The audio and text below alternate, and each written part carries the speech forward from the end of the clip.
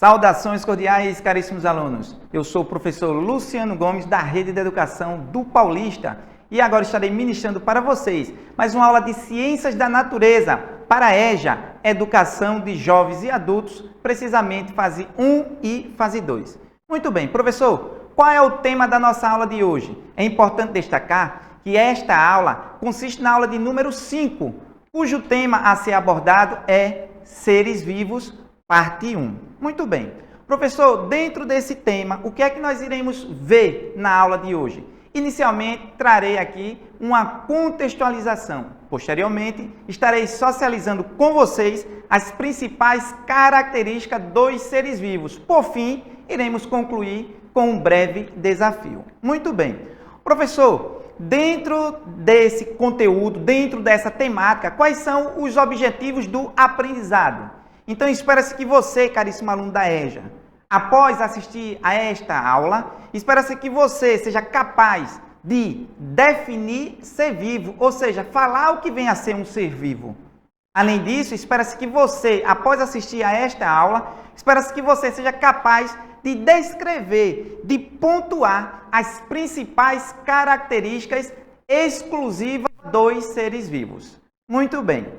Então, para a gente iniciar a nossa conversa sobre os seres vivos, eu trago para vocês um simples exemplo, onde nós temos aqui duas mesas, mesa A e mesa B, onde em cada mesa nós temos aí representado por um rato.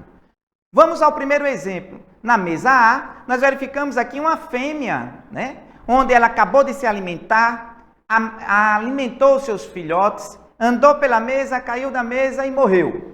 Esse é o exemplo da mesa A. Vamos para o segundo exemplo. Nós temos aqui outro rato. Este permaneceu imóvel, até que alguém teve que chegar nele e dar uma corda para ele andar.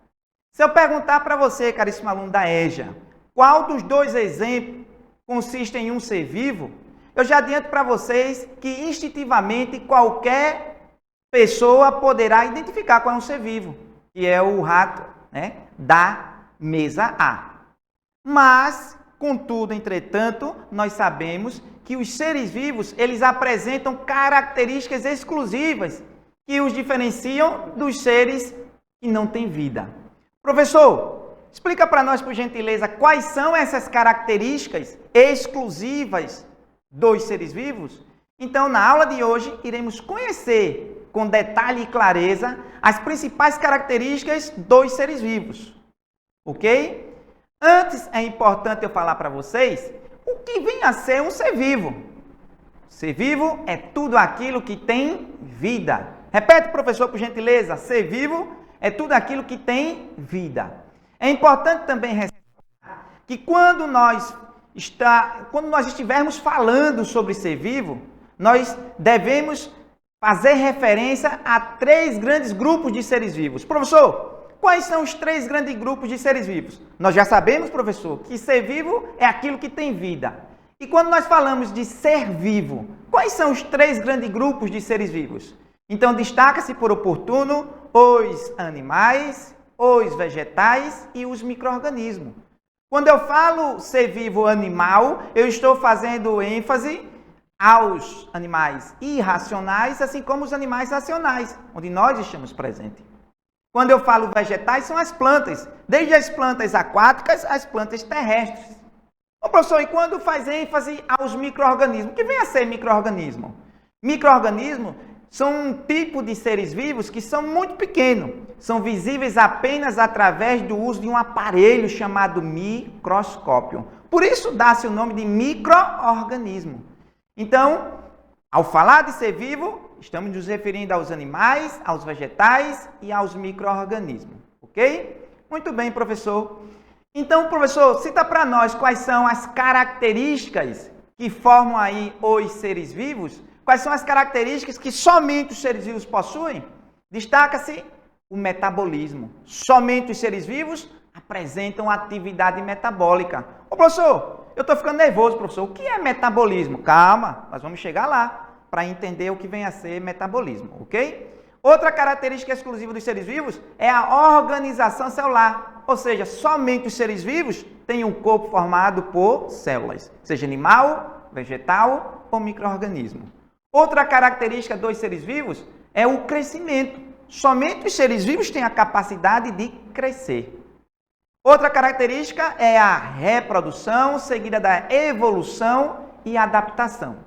Professor, o senhor pode explicar para nós o que significa cada uma dessas características? Posso. Preste bastante atenção. Se possível, pega aí um caderninho e vai anotando essas características exclusivas dos seres vivos. Vamos começar por metabolismo. O metabolismo é um conjunto de atividades químicas que acontece dentro do nosso organismo. Acontece dentro dos animais, dos vegetais, assim como dos micro-organismos. Só quem tem atividade metabólica são os seres vivos. Você comeu algo que lhe fez mal? Por exemplo, pessoas que são intolerantes à lactose, por exemplo, ao fazer a ingestão de produtos que contêm esse açúcar, lactose, ele vai ter um desajuste metabólico gastrointestinal. Você que está, professor, que nome é esse, professor? Para dizer, eu estou com dor de barriga, não. Aí tem que ser chique, falar um pouquinho mais biologicamente correto, né? De uma forma mais científica. Eu estou com desajuste metabólico, olha só. Ou seja, as atividades químicas que acontecem em nosso corpo, ela poderá ter um certo desajuste dependendo do tipo de alimentação que nós iremos ingerir. O metabolismo, que são as atividades que acontecem no nosso corpo, ele se divide em dois. Anabolismo e catabolismo. Um é o inverso do outro. O anabolismo é um metabolismo que constrói moléculas. É graças ao anabolismo que acontece a formação de tecidos, de músculos e etc.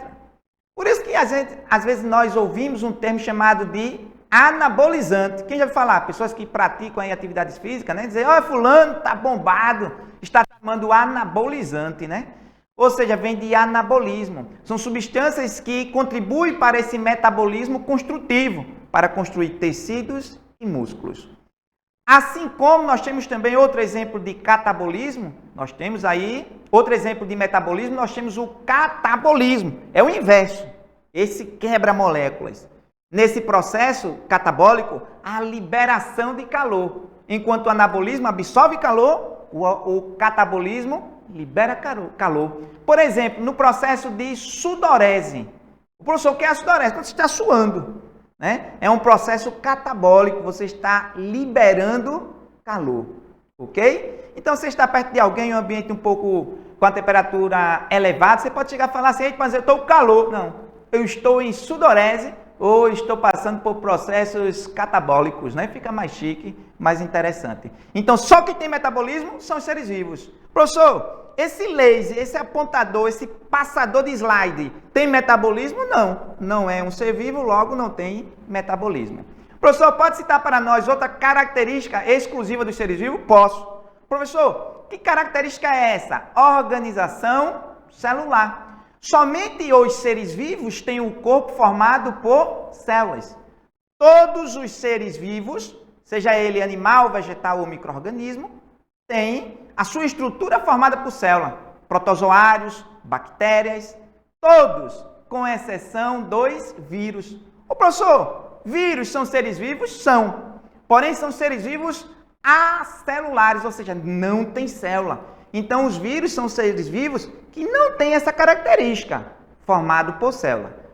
Certo? Ele apresenta outras características, mas não tem essa característica formada por célula. Todos os seres vivos têm o corpo formado por célula, exceto os vírus. Nós iremos estudar em outras aulas detalhadamente os vírus, ok? Professor, cita para nós outra característica exclusiva aí também de seres vivos: crescimento. Somente os seres vivos têm a capacidade de crescer.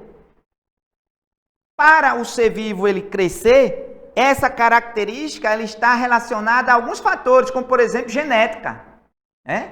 Então depende. Ô professor, o que é genética? Genética, a gente também vai estudar mais adiante, é o processo pelo qual os pais passam para seus filhos características semelhantes às suas ou não. Nem sempre os filhos eles herdam as características dos pais, podem herdar características dos avós, não pode herdar característica do vizinho, aí é problema, aí é outra história. Mas, além da genética, né, tem pessoas que são altas, tem pessoas que são baixas e tem pessoas que têm problema de crescimento. Aí, ô professor, aquelas pessoas que não cresceram, não é ser vivo não? É, porque inicialmente era uma célula espermática, o óvulo, e foi sofrendo processo de crescimento. Um dos fatores que está relacionado ao crescimento é a genética. Outro fator são os hormônios. Ô professor, o que vem a ser hormônio? Hormônio eu já adianto para vocês que são substâncias químicas que viajam pelo sangue, ativando órgãos específicos para desempenhar certas funções. Nós produzimos diversos hormônios, principalmente quando atingimos aí a maturidade sexual ou a puberdade, né? Então, nosso corpo produz aí naturalmente diversos hormônios. Hormônio do crescimento, hormônio reprodutivo, dentre outros. Porém, nós sabemos que muitas pessoas, né, muitas crianças, né, elas podem apresentar uma baixa produção do hormônio do crescimento. Daí ela atrasa o seu crescimento, isso falando dos animais, né? O professor, o que deve fazer? A pessoa deve procurar aí o médico especialista, que é um endocrinologista, que é o médico que está relacionado aí às questões hormonais. Plantas também podem apresentar problema no crescimento? Pode. Pode ser problema genético, pode ser problema também relacionado aos hormônios, assim como está também relacionado à nutrição. Então, a nutrição é outro fator que contribui aí para o crescimento dos seres vivos. Animais, plantas bem alimentados, bem nutridos, irão crescer de forma satisfatoriamente bem. Além disso, o metabolismo é outro fator que contribui aí para essa característica que é chamado crescimento. Então, somente quem cresce são os seres vivos. Se eu pegar aqui o meu relógio, né? Se eu pegar o chaminézinho, né? Vai crescer? Não, porque não tem vida. Ele é matéria inanimada, né? Que não tem vida. Ok, professor. Então, professor, só para nós, característica do ser vivo: metabolismo, organização celular e crescimento. Outra característica, professor, cita para nós? Cito. Reprodução. É o ato pelo qual as espécies se multiplicam. É o ato pelo qual as espécies se triplicam. É o ato pelo qual as espécies se perpetuam. Somente os seres vivos são capazes de se reproduzir, lógico, né? Lógico. Seres inanimados, seres que não têm vida, não se reproduz. A reprodução se dá de dois tipos, de forma sexuada e de forma assexuada. A reprodução só acontece devido à fecundação. Professor, o que é fecundação? União do gamete sexual masculino, espermatozoide, no caso da espécie humana, com o gamete sexual feminino, óvulo. Quando há união de gametas, de células sexuais, dá-se o nome de reprodução sexuada. Ok, professor? Existe, professor, reprodução sem a união de gametas de células sexuais? Existe. Qual o nome, professor? A gente pode verificar no slide. Reprodução assexuada. Em ciências biológicas, em ciências da natureza, o A quer dizer não, ok? Ô professor, quem se reproduz sem ter união de gametas? Por exemplo, as bactérias. Elas se reproduzem, por exemplo, por um processo chamado bipartição. Uma bactéria se divide ao meio, originando duas. Plantas se reproduzem de forma sexuada? Se reproduz por meio de algumas técnicas chamadas de enxertia, bubolia, alporquia, dentre outros. Professor, tem mais características exclusivas dos seres vivos? Tem. A evolução. Somente os seres vivos têm a capacidade de evoluir. Se eu pegar esse passador de slide, daqui a 10 anos, será o mesmo. Mas nós evoluímos. Professor, o que permite a evolução dos seres vivos? Vários fatores, dentre eles a mutação. Eita, professor. O que é mutação, professor? Explica para nós, explico. A mutação nada mais é do que uma alteração física ou química do seu material genético, do seu DNA. Então, mutação é um fator que promove aí a evolução das espécies. Nós, seres vivos, estamos em processo evolutivo. Estamos sofrendo alterações, modificações ao longo do tempo. E essas modificações, essas alterações que nós sofremos, permite outra característica, permite a adaptação. A adaptação foi apresentada por Charles Darwin, um dos principais evolucionistas, né? Então, a adaptação, somente o ser vivo tem essa capacidade de se adaptar aos mais diversos tipos de ambiente.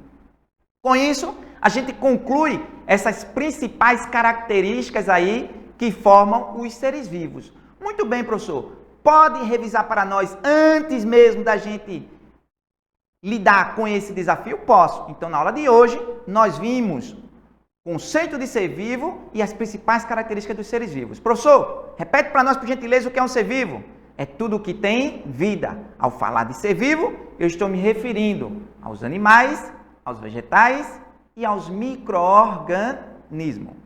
Professor, quais são as características que formam os seres vivos?